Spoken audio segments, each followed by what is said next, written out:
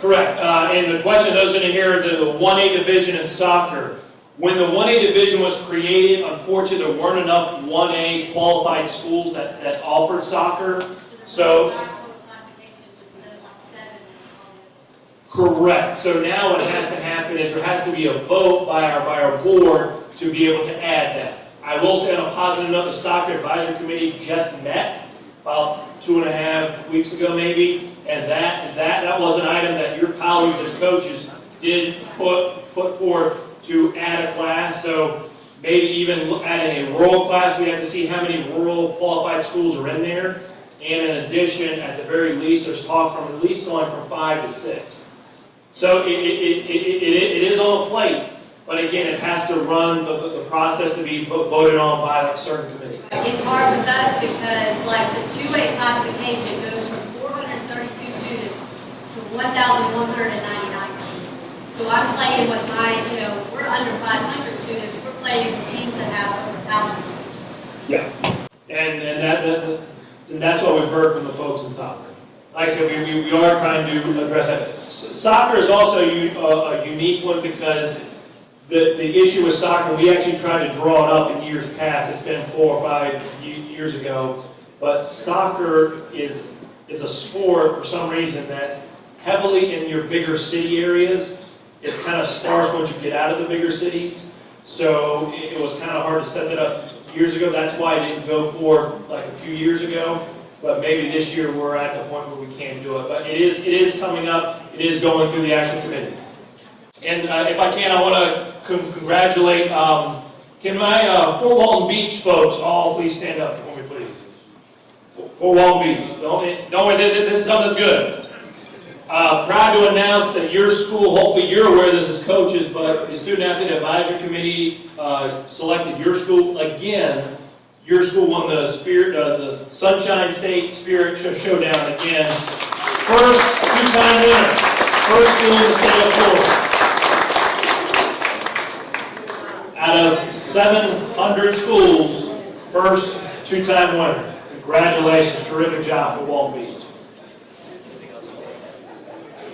And again, we're here, so please, anything on your mind, even there is no bad thing to ask. If it's bad, I'll just turn it correct. If I get everyone's attention, some like talks up here, we're talking about the whole, the classification issue. And, and I mentioned, do we bring up the actual competition aspect? How do you throw that in there?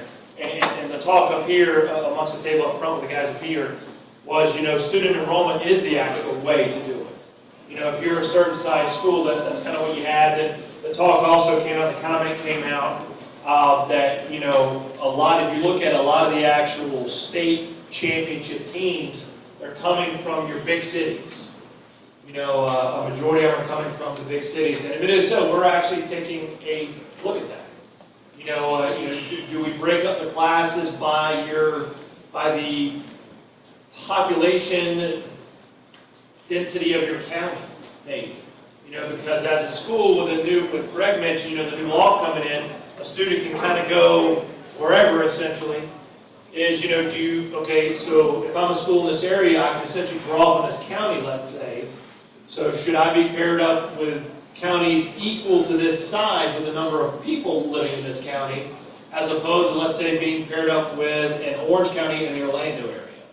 Because, there's obviously a lot more people that live in that Orange County, Orlando area, that small little county there. There's, we got Miami and Tampa, all those schools. So that is something that is being discussed, and we are taking a look at that as well. Like I said, we need to hear these ideas.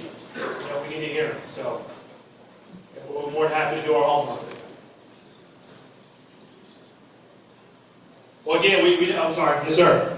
Getting back to the law with homeschool kids.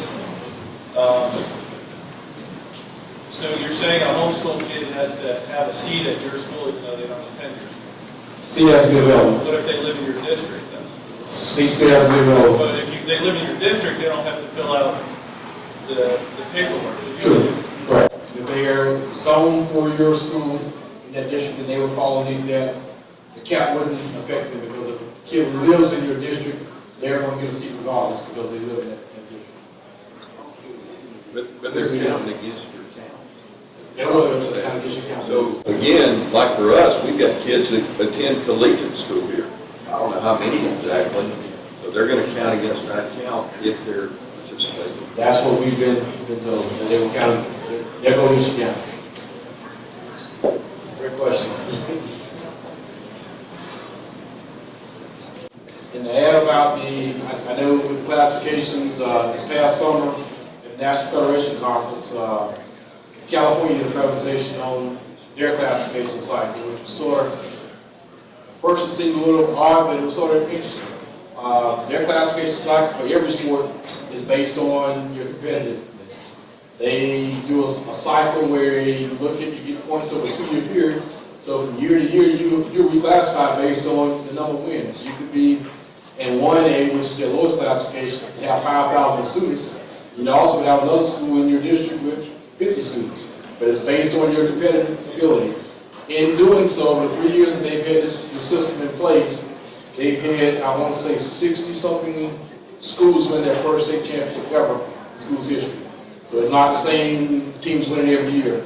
They're state final games, or they final 4 games.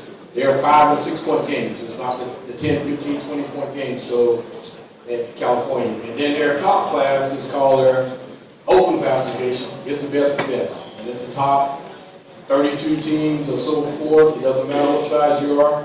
You're playing against each other. And what they found is when you get to playoffs, now that first round playoff game is not a blowout, but you got a sellout crowd and possibly news TV coverage want to cover your game because you got a St. Thomas playing Miami Central around the playoff game.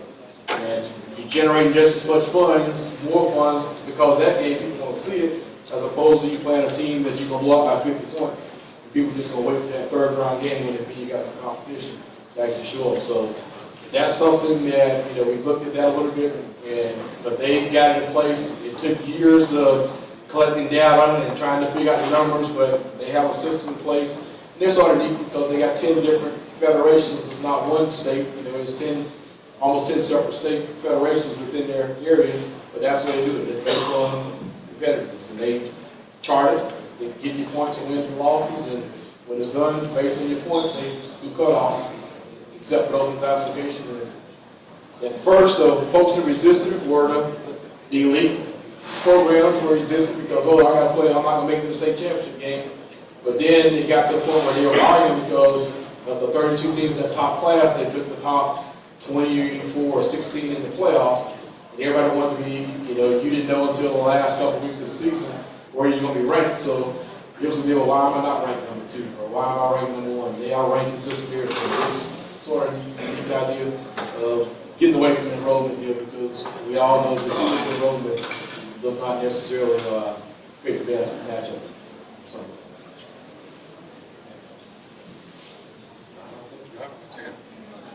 Thank you guys again. Thank you, appreciate it. Good luck.